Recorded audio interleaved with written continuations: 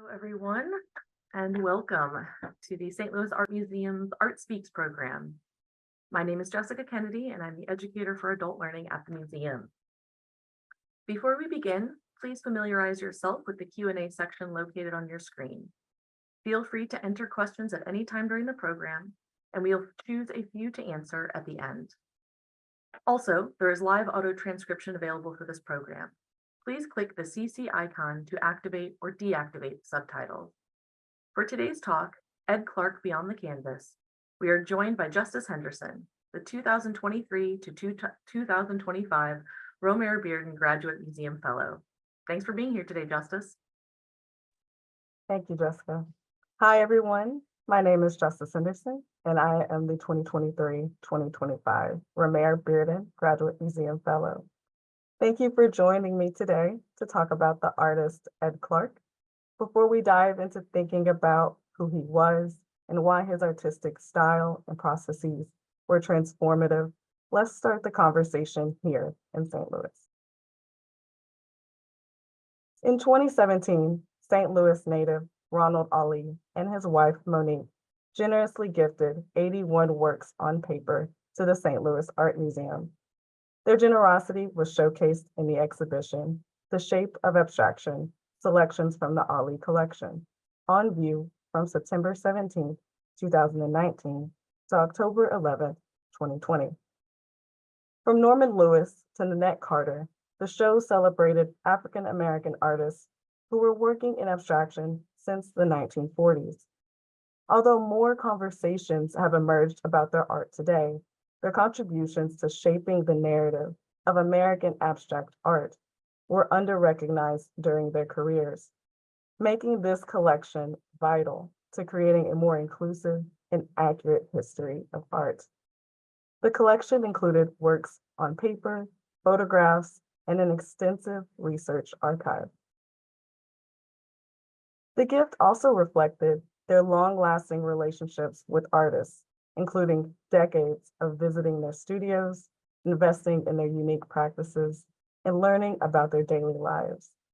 He associated abstract art with the idea of freedom.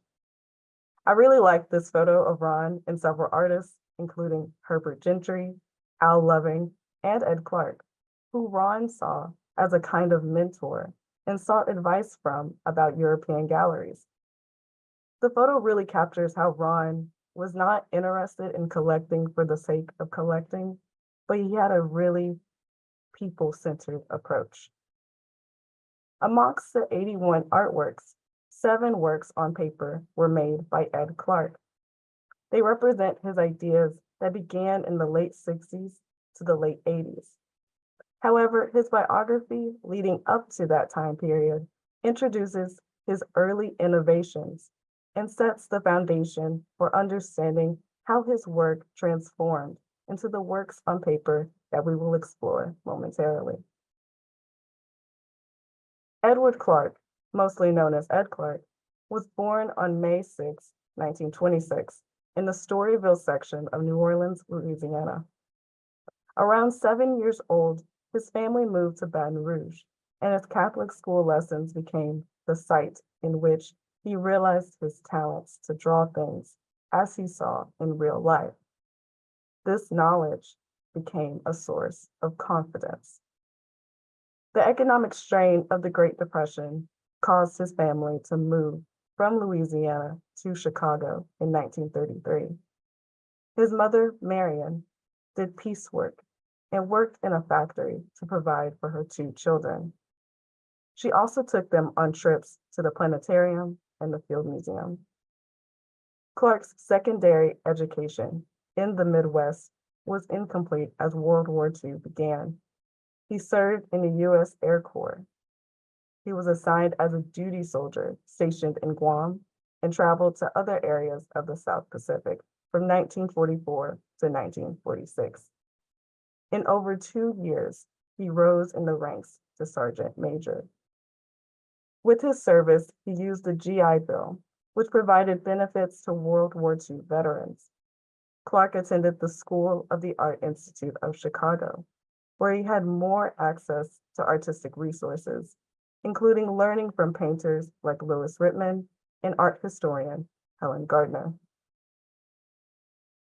To deepen his artistic training, Clark went on to study at the workshop-based school called the L'Académie de la Grande Chimère in Paris.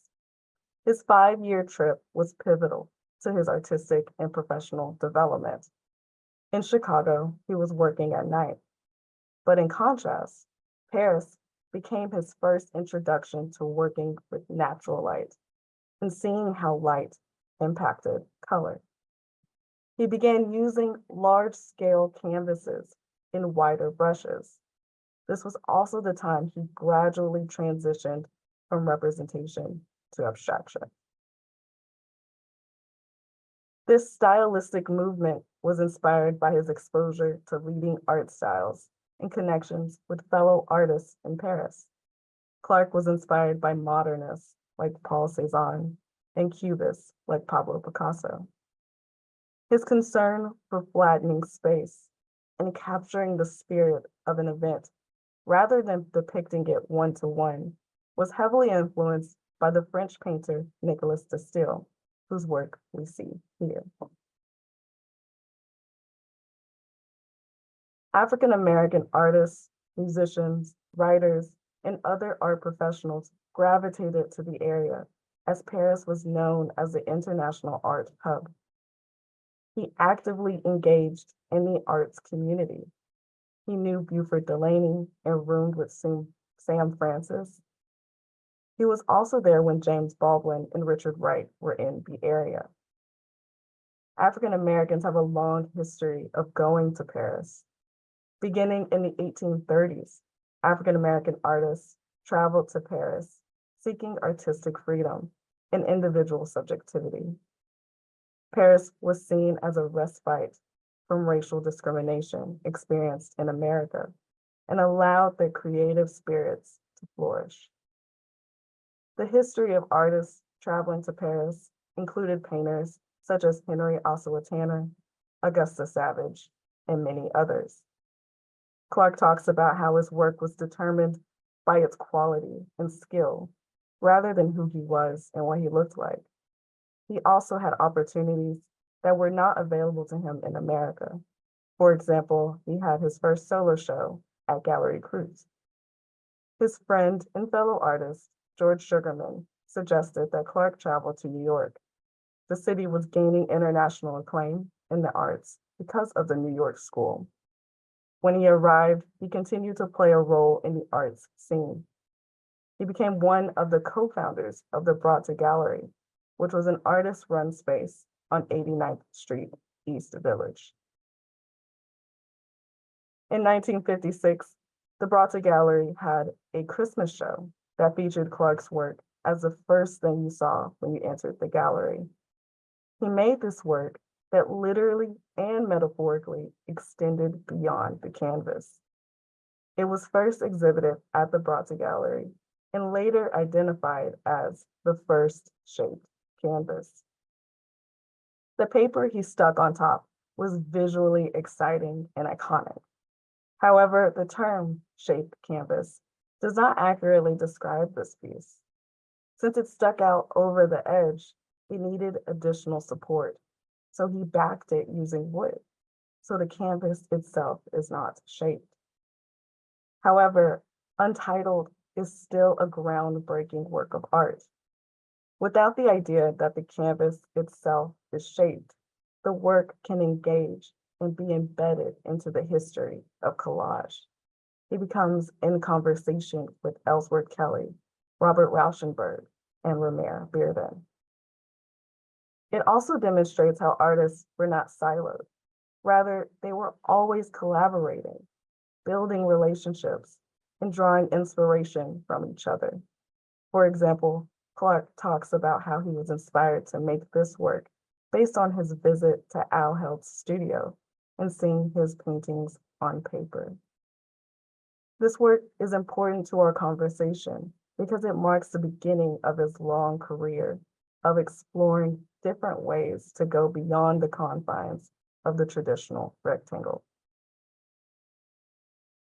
In search of the perfect brushstroke, one that is both straight and smooth. He was continuously working with wider and wider paintbrushes. In 1963, he began working with his widest brush yet, a push broom. He would lay his canvases on the floor, pour the paint or pigments on it, and then push and pull the paint across the surface. It provided him with the speed he desired to produce paintings quickly and create an environment that encourages risk-taking.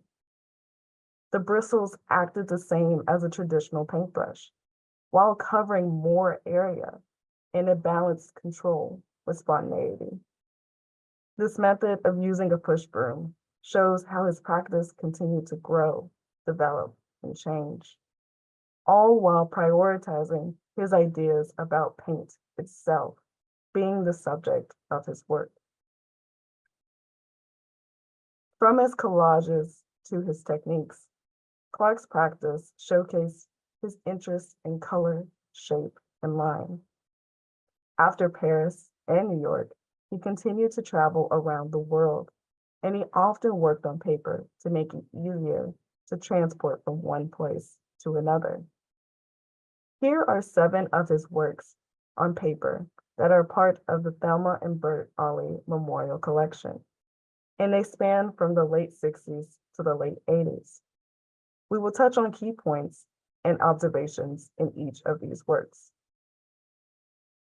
I wanted to kick off with a quote from Clark that really sets the tone for thinking about the first couple of works. He said, "Our eyes don't see in rectangles. I was interested in an expanding image, and the best way to expand an image is the oval or ellipse. It seemed to me that the oval as a natural shape could best express movement extended beyond the limits of the canvas." So we are still thinking about going beyond the edges and extending into space, but now we're thinking about that with a different shape. We see this idea of the oval or ellipse here. Before viewing this, I thought it was a perfect circle. But if you look at the edges, it reveals this irregularity. The edges are wavy and sharp in some areas. Their unevenness hints at his presence and suggests how he made this work. I can only imagine he cut the circle out of a larger painting and attached it on top of this white piece of paper. His colors also reveal more about his process. The way the rich purple and the somewhat cold white turns into this pink suggests which color was painted first. And he was working wet into wet, or applying more color before the first one had the opportunity to dry. The colors are separated into horizontal strips. By looking at the motion of the streaks, they seem to be painted horizontally, except for the bottom section, which has these short vertical strokes that pick up both this blue and beige color. A year later, we see this more oval representation. The circle shape is elongated. We see the wavy edges again in this piece, but in comparison to the previous one, this work has more earthy tones. Based on the colors and the composition, the overall impression I get from this piece is reminiscent of a landscape. With how the blue is in the center, it acts like a body of water, and the gold sliver in the center can be seen as a sunlight on the horizon. I'm not sure if Clark intended for these to convey similarities to landscape paintings, but to me, this piece conveys a sense of depth in a way that is unique to the previous one. We see that he's continuing this idea of framing, but doing away with cutting out the shapes. I worked with Claire Cobesa, who is the associate curator for prints, drawings, and photographs. We saw that this was an intaglio print, where he had etched lines into a metal plate. This print shows not only a very complex process, but his ability to take risks within his practice. We went from looking at large-scale gestural paintings to this aqua-colored rectangle that is filled with black lines that don't seem to line up with the lines within the oval. Moving from the paintings to this print, we see his practice evolve. This print shows a band of yellow that's sandwiched between red and purple. It also has white lines running from side to side. The print becomes luminous, bright, and really colorful. This one has horizontal lines like the previous one. However, something different about this work in comparison is that it has a more descriptive title.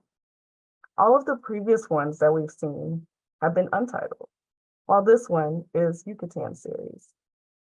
He used the title to tell the place that he was in, and he used color, line, and shape to communicate his interpretation of the location. We start to see these naming conventions pop up more and more.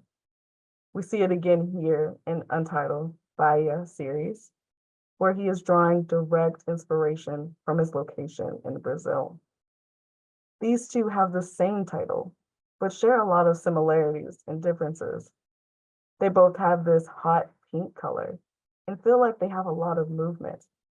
However, the dark grays in the right painting may convey a different mood than the lighter bluish grays in the left. But overall, showing these two together highlight Clark's practice, an ability to capture what he saw as the essence of a place. He was often thinking about the impact of light and drawing color inspiration from his environments. They could be based on different locations that he worked at, but also different times of day and exposure to light. Clark traveled to several places since his first trip to Paris, including Greece, Nigeria, and what we see here is a work from his time in China.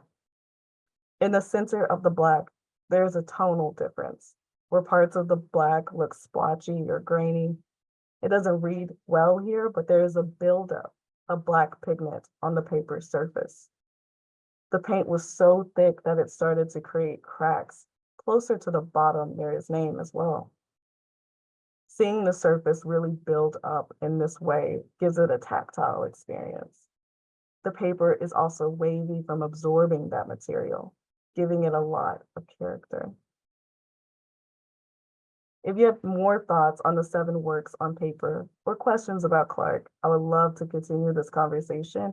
I'm happy that I got to share these works with you all. And just as a reminder, if you would like to view these artworks or other artworks in the Thelma and Bert Ali Memorial Collection, please email paper@slam.org to schedule an appointment with the print study room, which is available to visit by appointment. Thank you. Thank you, Justice. That was lovely. That was so nice to be able to spend some time with those artworks. I'd like everyone, if you have any questions, please type those into the Q&A box. In the meantime, I've got a few of my own just to get us started. So you spoke a bit about how Ed Clark was working representationally before making abstract artworks.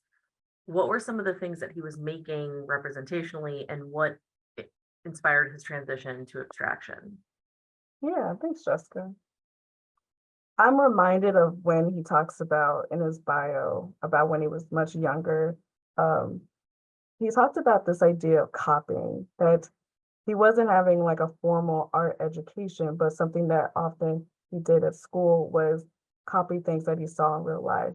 For example, he tells this story of how there was a drawing of a tree contest in his class, and he looked at all of his like classmates, and they didn't, they did the typical like pot like circle on top and then like the rectangle, but he was like, no, I'm going to do all these branches and like really like go into the detail of the tree and represent it how he saw. And that ability really gave him a confidence that drove all of his practice, starting at such a young age as well. So thinking about those ideas, he was working later with self-portraiture, building those skills as far as what does it mean to set the foundation for what he would see as his movement into abstraction, what his investment into color and line and shape, how those formal elements really get to play out and depart from his academic training from Paris and from his time in Chicago. So I think the 1956 work, that was a collage. That was his real departure. He made several of those works as well. He made up to 7, and then this one was the one that survived throughout that process. Um, but thinking about this idea of exploring different materials, experimenting, it really influenced why he wanted to make that departure into investigating these colors. Thank you. Yeah, that's fascinating. We actually do have quite a few questions in the chat, so I'll choose a couple of these. What are some unexpected discoveries you made while researching Ed Clark's work in the St. Louis Art Museum's collection? I didn't know he did so many works on paper. Um, when you research Ed Clark, first you get a photographer. That's a totally different person. And then you'll get to Ed Clark, and what you're going to find first is the push broom. It's very abstract expressionist. It's very much in line of the 50s. But I don't really get a whole lot of time with this works on paper and the idea of these prints that are very complex. Um, Thinking about, how do you fill ink and which colors come first, and I thought that was really phenomenal, especially because these circle pieces as well. There's a really big piece, his first circle or ellipse, and it's at the Smithsonian. That was his first one. But then the CD is like much smaller versions. It makes you like think about how did he continue those ideas of the ellipse throughout his practice. So I think these works on paper really lend itself well to thinking about how his practice was when you look at it as a whole, really communicates the idea of evolution um, and building and his idea of taking risks. And he embraced that. Yeah, great. Let's see. How were Ed Clark's experiences in Paris different from his time in New York and vice versa? In Paris, he had a really great opportunity as far as having access to resources that weren't available or accessible to him while he was in America.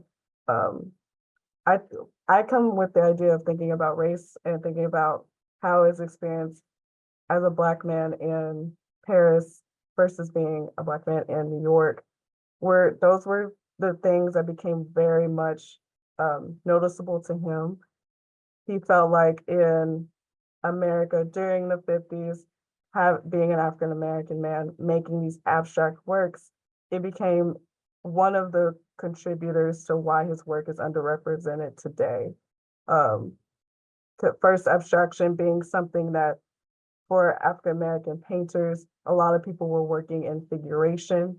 So having this work that was almost like taking a huge risk was something totally different in representing the Black experience. So that was one thing, but also thinking about um, racial discrimination during the time. In Paris, on the other side, he had all of these different opportunities. He had his first solo show. He got to meet, he met so many writers and painters during the time, but he also got to be in all of these shows and be in communication with people he never had before. In his point of view, so I'm like speaking based on his biography and how he talks about his experience when he talks about like looking back on his life. He saw like Paris thinking more about nationality and the quality of the work, especially because Paris was seen as this like art-centric hub that developed all of these different techniques, all of these movements.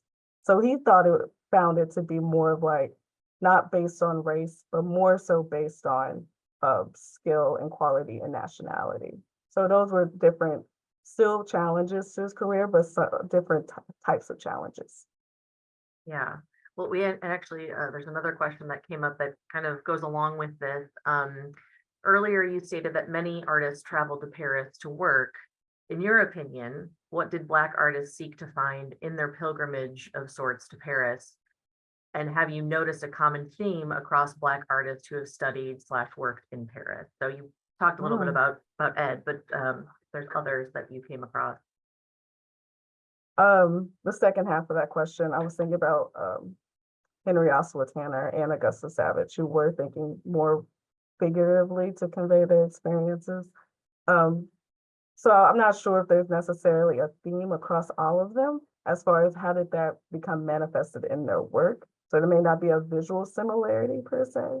However, they were all seeking this like racial subjectivity. They were trying to find their own individualism as opposed to having the confines of discrimination in America. So they were seeking out Paris for these access to resources, the idea to explore and experiment in a space that felt more encouraging and where that was more possible to do so.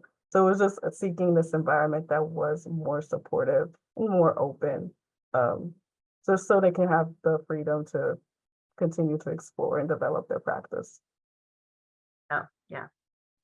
Another question. Got tons of questions today, and I love it. Which of his works do you find most interesting, whether that be because of the story behind it, or your first impression of the work itself, or any other reason? Okay, I have one. It is not represented here. That is on me. But I was thinking earlier, and I talk about it in my thesis about this work at the Art Institute of Chicago. It is called Blacklash. And it falls into the idea of thinking about those naming conventions again, because it's a totally, he just made up this word. Like it's the combination of two words. It's the combination of the word black and the word backlash.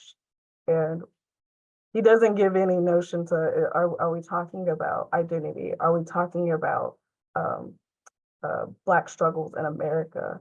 But when you look at the work, it's exceptionally like visceral. It's red and black and gray, and it's very viscous and gestural, and it's just big swoops of color. Very, again, very abstract expressionist.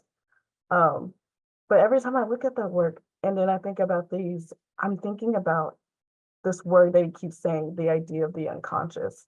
Because none of this work is really about making critique, making social commentary, or thinking about politics in this very direct way. It is about his investment into formal elements. However, that one, with the title, with the colors, you get a different impression. It feels like he is absorbing what is happening in America and how it becomes realized in a way that's very different from these other pieces. So again, it's modeled after the same practice, absorbing these ideas in his environments, but it's like manifested in a totally different way that feels very direct. Yeah, great. Are there any in Flam's collection that Yeah. stood out to you the most? I love this pink, okay, left bottom, hot Mhm. pink, gray. It Yeah, is word I always get in my head is the word tumultuous. It feels like a beautiful storm. And I know he's thinking about Bahia, but I'm like, this, yeah, it's just an incredible storm. And I keep thinking about how was his arm moving? Like, was it just like really big, like shoulder? Like, I don't know. He feels like the whole body is moved to make this grand shape. So I'm always thinking about like technically, how did he do this? And I find it exciting. yeah, absolutely. Thank you. I agree with you. They're fantastic. Okay, well, I think that's probably going to be our last question for today. Thank you so much, Justice. This has been wonderful, and I loved taking time and like really looking deeply at some of these works. And as you said, the people can come and look at these works if they come to the print study room. Just make an appointment. So thank you, Justice. Thank you, everyone who joined us today. There are a lot of upcoming events coming up at the museum, including another Art Speaks program on Tuesday, February 27th at noon. The topic will be the creation and use of a Shoke Prestige cloth from Nigeria. So if you want to tune in for that, we'd love to have you. And of course, please visit slam.org /events to register for that and other upcoming events that we have. So thanks everyone, and thanks Justice. Thank you.